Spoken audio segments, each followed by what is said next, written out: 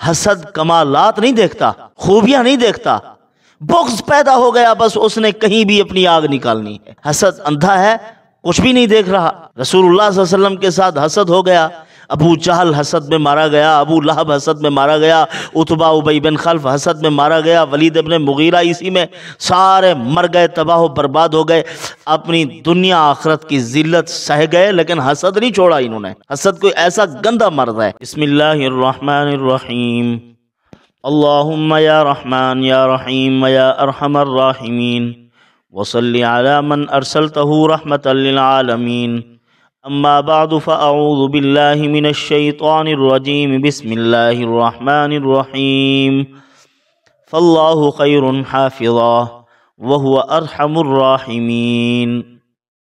صدق اللہ العظیم۔ انتہائی واجب الاحترام معزز خواتین و حضرات، آج ہم آپ کی خدمت میں ایک مضبوط عمل پیش کر رہے ہیں۔ فاللہ خیر حافظہ کا اللہ کے ایک محبوب اور جلیل القدر پیغمبر حضرت یعقوب علیہ السلام کا یہ جملہ مبارک ہے، جس کو اللہ نے قرآن مقدس کی آیت ہونے کا شرف مرحمت فرمایا۔ انہوں نے حفاظت کے لیے بولا تھا، اللہ تعالیٰ نے جو آزمائش تھی ان پر اس کو ختم کر کے ان کی سارے معاملات کی حفاظت فرما دی۔ یوسف علیہ السلام کی بھی حفاظت فرما دی، بنیامین کو بھی بھیج دیا، اور یوسف علیہ السلام کا جو اس وقت شان و شوکت کے جو مدارج طے کر کے بیٹھے ہوئے تھے وہ سارے اللہ نے دکھا دیے، دل کے دکھ درد اور غم سارے اللہ نے یعقوب علیہ السلام کے دھو دیے۔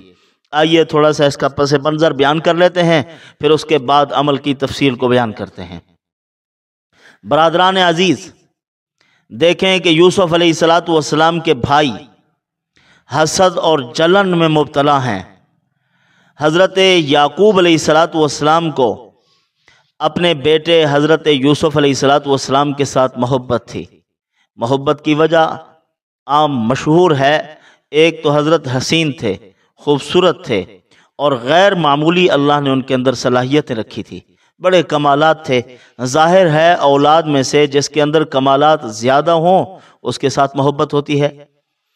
اور دوسری بات یہ ہے کہ مستقبل میں اللہ نے حضرت یعقوب علیہ السلام کی اولاد میں سے ان کے اسی بیٹے کو نبوت عطا کرنی تھی، تو یہ بھی ایک کمال تھا۔ جب انہوں نے خواب دیکھا تھا کہ ابا جان میں نے خواب دیکھا ہے چاند سورج اور ستارے مجھے سجدہ کر رہے ہیں، تو ابا جان نے کہا تھا کہ بیٹا دیکھو یہ بھائی آپ کے ساتھ حسد کرتے ہیں، تو بھائیوں کے سامنے یہ واقعہ بیان نہیں کرنا، بھائیوں کے سامنے اس قسم کا واقعہ بیان نہیں کرنا، کیونکہ شیطان بڑا مکار ہے اور وہ حسد اور جلن پیدا کر دیتا ہے۔ آپ کے بھائیوں کے دلوں میں یہ جذبہ پیدا کر دے گا جس کی وجہ سے ان کے اندر بغض پیدا ہو جائے گا اور وہ آپ کو نقصان دینے کی کوشش کریں گے۔ فَيَكِيدُوا لَكَ كَيْدًا إِنَّ الشَّيْطَانَ لِلْإِنسَانِ عَدُوٌّ مُّبِينٌ، شیطان دشمن ہے اور وہ سازشیں کرے گا اور یہ تدبیریں ان کے دلوں میں ڈالے گا، وساوس شیطانیہ پیدا کر کے وہ اپنی جو اس کے مقاصد ہیں، مرادیں ہیں، وہ پوری کرنے کی کوشش کرتا ہے شیطان۔ وہ اس طریقے سے آپ کے بھائیوں کو آپ کے حسد میں کھڑا کر دے گا۔ اب ہوا ایسے کہ کسی طریقے سے ان سے اظہار ہو گیا۔ بھائی تو ویسے ابا کی محبت کو دیکھ کے برداشت نہیں کرتے تھے، اور مستقبل میں وہ یہ چیز کیسے اپنی آنکھوں سے دیکھ سکتے کہ اسی کے سر پر نبوت کا تاج بھی ہے اور ان کے پاؤں کے نیچے تخت شاہی بھی ہے۔ یعنی ایک طرف سے بادشاہ ہے اور دوسری طرف سے اللہ نے اس کو نبوت سے سرفراز فرما دیا۔ اتنی بڑی شان و شوکت کو کیسے دیکھ سکیں گے؟ تو وہ یہ وقت نہیں دیکھنا چاہتے تھے۔ اسی لیے شیطان آج بھی میرے اور آپ کے خلاف ہے۔ ہم بھی اولاد آدم ہیں، دشمن ہے وہ ازل سے، ہمارا شروع سے ہی دشمن ہے، وہ کسی طریقے سے ہمیں کامیاب نہیں دیکھنا چاہتا۔ ایک دوسرے کے دل میں حسد اور اس قسم کے جذبات اور جلن پیدا کر دیتا ہے۔ اصل میں آج کل جو لوگ ناخوش ہیں، پریشان ہیں، اپنی پریشانیاں کم ہیں دوسروں کی خوشیوں سے پریشان ہیں کہ دوسرے خوش کیوں ہیں. زیادہ تر ان کی پریشانیاں یہی ہیں کہ وہ پریشان ہیں کہ وہ خوش کیوں ہیں. تو وہ بھی پریشان تھے ان کے بھائی کہ کسی وجہ سے اس کو بڑا مقام نہ مل جائے. اب انہوں نے اپنی تدابیر، اپنی سازشیں شروع کر دی، اور دل ہی دل میں یہ جذبات رکھتے تھے، اور انہوں نے آپس میں مشورہ شروع کر دیا کہ کرنا کیا چاہیے. بھائیوں نے 10 بھائی اکٹھے ہیں، یوسف علیہ السلام کے خلاف سوچ رہے ہیں. اب انہوں نے سوچا کہ لَقَدْ كَانَ فِي يُوسُفَ وَإِخْوَتِهِ آيَاتٌ لِلسَّائِلِينَ إِذْ قَالُوا لَيُوسُفُ وَأَخُوهُ أَحَبُّ إِلَىٰ أَبِينَا مِنَّا وَنَحْنُ عُصْبَةٌ إِنَّ أَبَانَا لَفِي ضَلَالٍ مُبِينٍ. اللہ تعالیٰ نے فرمایا سوال کرنے والوں کے لیے ان کے اندر بڑی نشانیاں ہیں کہ ابا تو اس سے محبت کرتا ہے، ابا جان پتہ نہیں کس غلط فہمی میں ہیں، طاقتور ہم ہیں، تحفظ ہم کرتے ہیں، دفاع ہم کرتے ہیں، بکریاں ہم چراتے ہیں، کام کاج ہم کرتے ہیں. تو تقاضا اس کا یہی تھا کہ محبت ہم سے ہوتی ہے، اس سے کیوں ہے جبکہ وہ کوئی کام ہی نہیں کر سکتا. اللہ تعالیٰ نے فرمایا کہ دیکھو یہ ان کا نصیب ہے، ان کو مل رہا ہے، تم ایسے حسد اور جلن میں مبتلا ہو. اب مشورہ کیا کیا؟ اقتلوا یوسف، ایک نے کہا قتل کر دو یوسف علیہ السلام کو، دوسرے نے کہا اوِطرحوہ ارضا، ایک دور دراز کسی زمین میں اس کو پھینک دو. وجہ ابیکم وتکونوا من بعدہ قوما صالحین، پھر اس کے بعد آنا ابے کی نظر میں اچھے ہو جاؤ گے. تو قال قائل منہم لا تقتلوا یوسف والقوہ فی غیابۃ الجب، ایک نے مشورہ دیا کہ دیکھو قتل نہ کرو، کسی کنویں میں ڈال دو. یلتقطہ بعض السیارۃ ان کنتم فاعلین، مارو نہیں، کوئی قافلے والے آئیں گے لے جائیں گے. بہرحال اختصار کے ساتھ پیش کر رہا ہوں، کنویں سے ایک قافلے والوں نے نکالا، انہوں نے ڈال دیا تھا یوسف علیہ السلام کو کنویں میں. اب وہ نکال کے بیٹھے ہوئے تھے، یہ پہنچ گئے، کہا یہ غلام ہے ہمارا، بھاگ گیا تھا. اب اس کو کم داموں میں کھوٹے سکوں کے عوض یوسف علیہ السلام کو بیچ ڈالا. اب ایک طرف سے تو انسان یہ سمجھتا ہے یہ حادثاتی امور ہیں اور ایسے ہو رہا ہے، لیکن اللہ پاک کا اس کے پیچھے ایک مکتوب، ایک لکھا ہوا، ایک منظم نظام چل رہا ہوتا ہے. اس نے کہاں لے جانا ہے اسی کو پتا ہے، اور اس کے فیصلوں کے سامنے کسی قسم کی کوئی رکاوٹ پیدا نہیں کر سکتا. اللہ تعالیٰ کا کیا فیصلہ ہے؟ ان کا یہ فیصلہ ہے کہ مٹا دینا چاہیے ان کو. اللہ کا فیصلہ ہے کہ تخت شاہی پہ بٹھا دینا چاہیے ان کو. اب اللہ اپنے فیصلے کی طرف لے کے جا رہے ہیں. واللہ خیر الماکرین، اللہ کی تدبیر بہترین تدبیر ہے. وہ جو راستے دیتا ہے اپنے بندے کو وہ محفوظ ترین راستے ہوتے ہیں. اب اللہ پاک ان کو آہستہ آہستہ لے گئے. عزیز مصر نے خریدا، اور پھر آہستہ آہستہ وقت گزرتا گیا، جیل بھی سہنی پڑی، آزمائشیں بھی آئی، تکلیفیں مصائب آئے. اس کے بعد اللہ تعالیٰ نے جیل سے رہائی مرحمت کر کے اپنے نبی کو تخت شاہی پر بٹھا دیا. یہی بھائی جو کل تک اپنے بھائی کے خلاف تھے، مخالفت کرتے تھے، حسد کے جذبات میں تھے اور حسد میں اندھے ہو گئے تھے. ورنہ جو عزیز مصر کے گھروں میں کام کرنے والی یا ان کے شاہی شان و شوکت میں رہنے والی عورتیں حسن یوسف کو دیکھ کے انگلیاں کٹا بیٹھتی ہیں. کیا ان کو حسن یوسف کی ضرورت نہیں تھی؟ معلوم ہوا حسد کمالات نہیں دیکھتا، خوبیاں نہیں دیکھتا، بغض پیدا ہو گیا، بس اس نے کہیں بھی اپنی آگ نکالنی ہے. ورنہ کیا ان کو پیار نہیں ہو سکتا تھا؟ ظاہر ہے یہ بھی تو دل رکھتے تھے، لیکن حسد ہے، حسد اندھا ہے، کچھ بھی نہیں دیکھ رہا. رسول اللہ صلی اللہ علیہ وسلم کے ساتھ حسد ہو گیا. ابو جہل حسد میں مارا گیا، ابو لہب حسد میں مارا گیا، عتبہ ابی بن خلف حسد میں مارا گیا، ولید ابن مغیرہ اسی میں، سارے مر گئے، تباہ و برباد ہو گئے، اپنی دنیا آخرت کی ذلت سہ گئے، لیکن حسد نہیں چھوڑا انہوں نے. حسد کوئی ایسا گندا مرض ہے. اب یہ تو یہ سوچ رہے ہیں کہ ہم نے اب ختم کر دیا ہے، لیکن اللہ تعالیٰ نے ان کو اٹھایا، تخت شاہی پر بٹھا دیا یوسف علیہ السلام کو. ایسے لے گئے، جیل میں تھے، بادشاہ نے خواب دیکھا، خواب کی تعبیر بتلائی کس نے؟ یوسف علیہ السلام نے۔ کیا کہا وہاں کے آدمی نے؟ ایھا الصدیق، اے سچے، خواب کی تعبیر بتلا دیجئے۔ حضرت نے تعبیر بتلائی کہ 7 سال آنے والے ہیں، بڑے اچھے سال آئیں گے زندگی میں، بہت بارش برسے گی، خوشحال ہو جاؤ گے۔ پھر اس کے بعد 7 سال قحط کے آئیں گے، پھر ان میں آپ نے جو ان 7 سالوں میں اکٹھا کیا ہوگا وہی استعمال کریں گے۔ بہت قحط آئے گا اور کھانے پینے کی کوئی چیز نہیں ہوگی تو بہت بڑی پریشانی بن جائے گی آپ کے لیے۔ بادشاہ نے جب تعبیر سنی، کہا کس نے بتائی؟ کہا یوسف علیہ السلام نے۔ تو اس نے کہا اچھا، وہ مجھے اب یاد آ رہا ہے، 7 سال ہو گئے، میں نے تو ان کو قید کر رکھا ہے، مجھے تو بات ہی بھول گئی تھی، جاؤ ان کو نکال کے لے آؤ۔ یوسف علیہ السلام نے فرمایا میں نہیں جاتا، جاؤ ان سے پوچھو ان عورتوں کا کیا بنا جس کی وجہ سے میں جیل میں آیا تھا۔ تو بہرحال ان سے باتیں معلوم ہوئی۔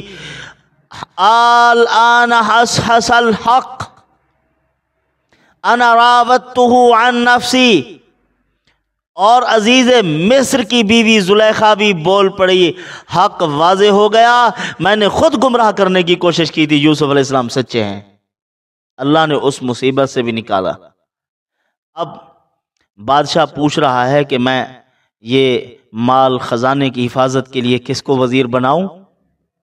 اللہ تعالیٰ نے وزیر بنوانا تھا یوسف علیہ السلام کو، ان کو تخت شاہی پر بٹھا دیا، وزیر بھی بنا دیا۔ اس نے کہا کہ ایسا وزیر ہونا چاہیے جو ہمارے مال کی حفاظت بھی کرے، آگے بانٹے بھی انصاف کے ساتھ۔ فرمایا یہ کام میں کر سکتا ہوں۔ یوسف علیہ السلام نے اپنے آپ کو پیش فرمایا۔ اب وہاں قحط پڑا کنعان میں۔ حضرت یعقوب علیہ السلام نے فرمایا کہ جاؤ، عزیز مصر خیرات کر رہا ہے، اس سے خیرات لے کے آؤ۔ وہ کون بیٹھا ہوا ہے اور یہ کون ہے؟ وہی 10 آ رہے ہیں یوسف علیہ السلام کے لیے خیرات مانگنے کے لیے، جن کے وہم و گمان میں بھی نہیں ہے کہ یوسف کہاں بیٹھا ہوا ہے۔ اللہ نے فرمایا میں نے ان کو اوپر بٹھا دیا۔ تو اب یہ آ گئے، حضرت یوسف علیہ السلام کے خدمت میں حاضر ہوئے۔ حضرت نے جب ان کو دیکھا کہ کڑیل جوان ہیں اور ہیں بھی وہی، اور زبان بھی عبرانی بول رہے ہیں، کنعان کی زبان عبرانی زبان تھی، میں عبرانی زبان بول رہے ہیں اور شکل و قد و قامت کو دیکھا، سمجھ گئے یہ کون ہے۔ بلایا، ہاں بھائی کیسے آنا ہوا؟ اس طرح غلہ لینے آئے ہیں، یہ ہم 10 بھائی ہیں، ابا جان بوڑھے ہو چکے ہیں۔ حضرت نے تفسیر پوچھی کہ کیسے کیسے معاملات چل رہے ہیں، اور کتنے بھائی ہو تم؟ کیا تمہارا کوئی اور بھائی بھی ہے؟ کہا کہ ہم 11 بھائی تھے، ایک بھائی تھا یوسف جس کو بھیڑیے کھا گئے تھے، وہ جنگل میں گم ہو گیا ہے۔ یوسف علیہ السلام نے کہا اچھا، اور کوئی ان کے بعد، یوسف کے بعد بھی کوئی بیٹا پیدا ہوا یعقوب علیہ السلام کا؟ انہوں نے کہا کہ ہاں ایک اور بھی ہے ہمارا بھائی، بنیامین اس کا نام ہے۔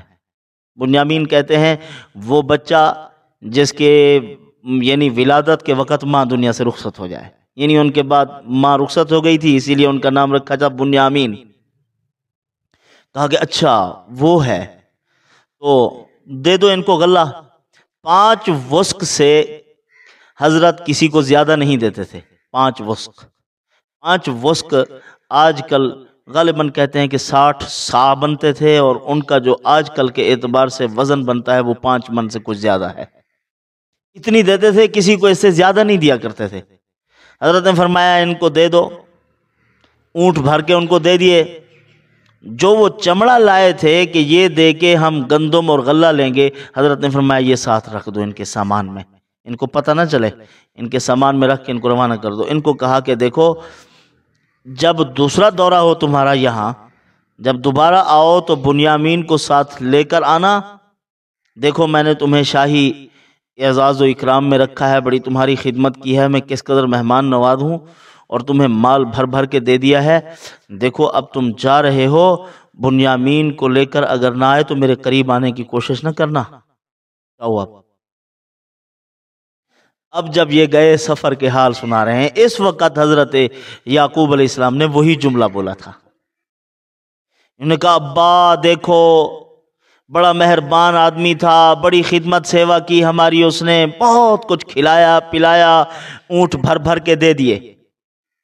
ابا حال سن رہے ہیں، لیکن اس نے ایک اور شرط بھی لگائی ہے کہ آئندہ اگر آؤ تو بنیامین کو لے کے آنا، ان کے بغیر نہیں آنا، اگر آئے تو کچھ نہیں ملے گا آپ کو یہاں سے۔ حضرت یعقوب علیہ السلام نے فرمایا یہ بڑی عجیب بات ہے، پہلے میرے یوسف کو گم کر دیا ہے، اب یہ بیٹا ہے میرا، میں اس کو دیکھتا ہوں تو کچھ دل ٹھنڈا ہو جاتا ہے، اب اس کو بھی لے جانا چاہتے ہیں۔ تو حضرت باتیں سننے لگے، سفر کے حالات بتلا رہے ہیں، اور سفر کے حال بتلانے کے لیے کہا کہ اچھا سامان کھول لیں۔ جب سامان کھولا تو ردت الینا، وہ جو ان کی وہ جمع پونجی تھی، یعنی انہوں نے جو چمڑا اٹھایا ہوا تھا وہ دے کے غلہ لیں گے، جب سامان کھولا تو وہ بھی اس کے اندر رکھا ہوا تھا۔ دوڑتے ہوئے، ابا دیکھو کتنی بڑا اچھا آدمی ہے عزیز مصر، عزیز مصر تو بڑا عظیم آدمی، اس نے ہمارا سامان بھی واپس کر دیا، پہچان نہیں رہے۔ انہوں نے تو پہچان لیا تھا، یہ نہیں پہچان سکے، کیوں؟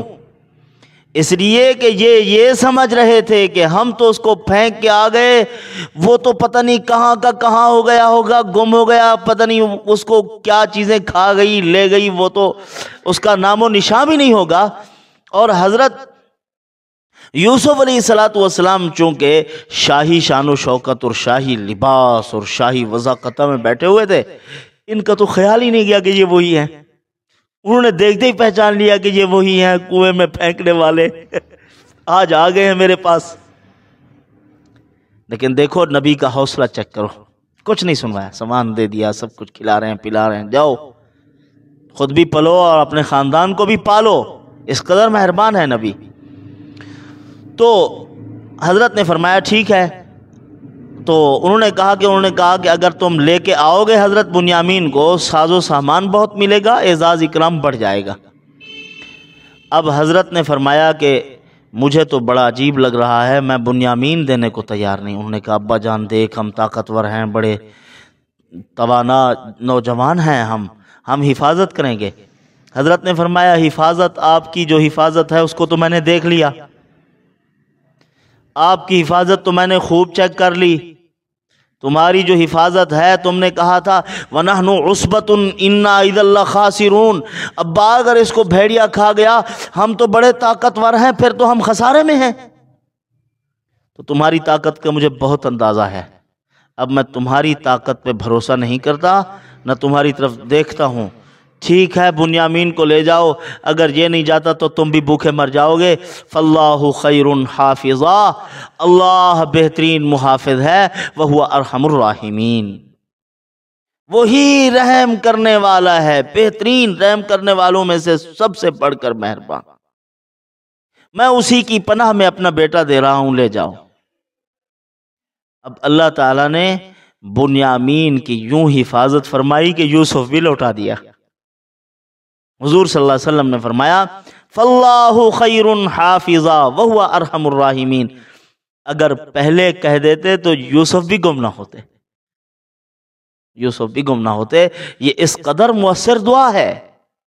فاللہ خیر حافظا وہو ارحم الراحمین، کبھی کسی لمحے آپ اپنے مال کے بارے میں، اولاد کے بارے میں، اپنی عزت آبرو کے بارے میں، اپنے دیگر معاملات کے بارے میں، اپنے افسران بالا سے، اپنے بادشاہوں حکمرانوں سے، طاقتور طبقے سے عزت کے معاملے میں کہ عزت محفوظ نہیں، مال محفوظ نہیں، چیزیں محفوظ نہیں، پریشان ہو تو فاللہ خیر حافظا وہو ارحم الراحمین 142 مرتبہ پڑھنا چاہیے، صبح و شام کا وظیفہ بنا لیں، اس کو پڑھتے رہیں تو محفوظ ہو جاؤ گے۔ تو پھر حضرت یعقوب علیہ السلام نے فرمایا بیٹا ایک دروازے سے داخل نہ ہونا، من ابواب متفرقہ، مختلف دروازوں سے داخل ہونا۔ سوال یہ ہے پچھلی مرتبہ تو یہ باتیں نہیں کی تھی، اب کیوں کہہ رہے ہیں؟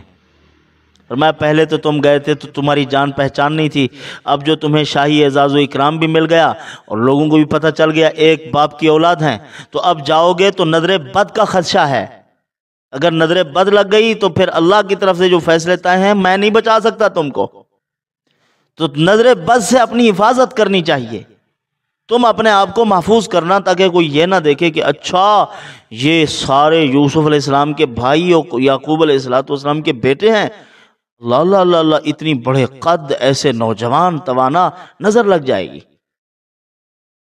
اسی طرح سہل ابن حنیف رضی اللہ تعالیٰ عنہ کو نظر لگی تھی عامر ابن ربیعہ رضی اللہ تعالیٰ عنہ کی، جا رہے تھے تو وہ نہا رہے تھے، عامر ابن ربیعہ جا رہے، دیکھا، فرمایا اللہ ایسا جسم تو میں نے کہیں دیکھا ہی نہیں، اتنی خوبصورت جسم، فوراً بخار چڑھ گیا، گر گئے۔ آپ صلی اللہ علیہ وسلم کو خبر پہنچی، حضور نے فرمایا عامر ابن ربیعہ کو وضو کرواؤ، اسی کے وضو کے پانی سے پھر اس کو غسل دو، ٹھیک ہو جائے گا۔ ایسا کیا گیا، وہ ٹھیک ہو گئے۔ تو نظر جو ہے یہ حق ہے، لگتی ہے۔ تو ایک نبی اپنے بیٹوں کو کہہ رہے ہیں کہ نظر سے محفوظ ہو جاؤ گے، پہلے مختلف دروازوں سے داخل ہونا ہے تاکہ لوگوں کو اندازہ نہ ہو جائے کہ یہ ایک ہی شخص کی اولاد ہیں اور اتنے طاقتور ہیں۔ تو بہرحال نظر بد اور حسد اور جلن اور اس قسم کے جذبات سے بچنے کے لیے یہی جملہ حضرت کا فاللہ خیر حافظہ وہو ارحم الراحمین بہت ہی مؤثر ہے۔ اللہ پاک مجھے آپ کو اس قیمتی عمل پر کاربند رہنے کی توفیق عطا فرمائے، وما علینا الا البلاغ۔